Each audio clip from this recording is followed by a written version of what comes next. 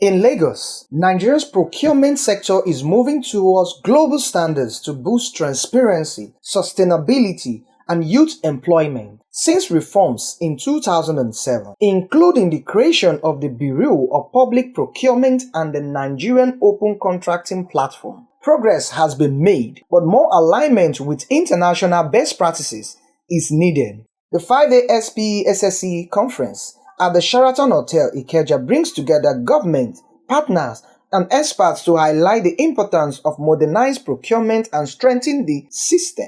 We know that you need the human and you need the knowledge of the human to be able to deliver the kind of result that you desire.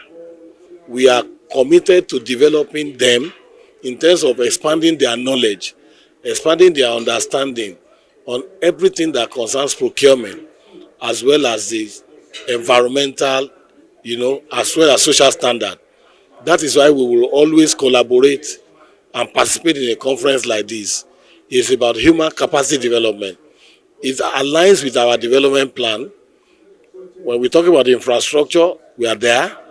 We talk about human capital, we are there.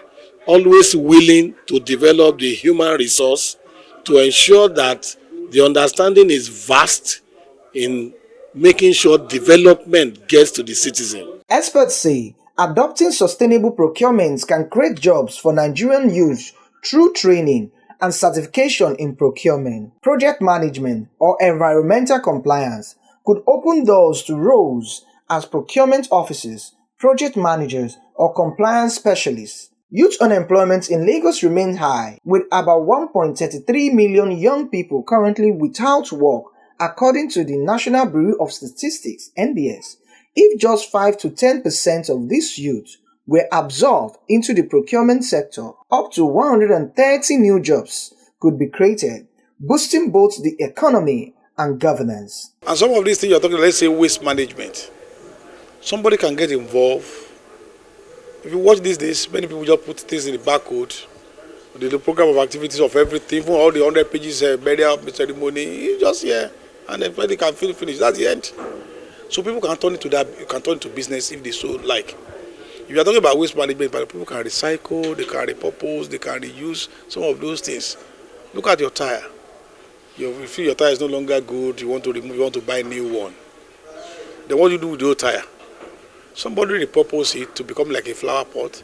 Somebody shred it and use it to be part of the pavement so that when you're driving, his road can be smooth and so on. Whereas before, we throw it, go and block the drain, and there's flood everywhere and so on. So people can take advantage.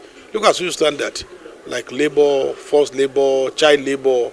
Look at what those ladies said in the morning, gender-based violence. It has become, even though the NGO, it's also a means of living to actually counsel people. By modernizing procurement and embracing global standards, Nigeria not only improves transparency and development, but also provide meaningful employment for its youth, shaping a sustainable future for the nation. Waste to wealth.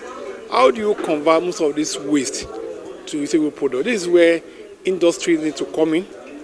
The recycling process needs to come in. Like I said, you see, they don't need to sit down in their industry. They are looking for labor. The laborers are in the schools.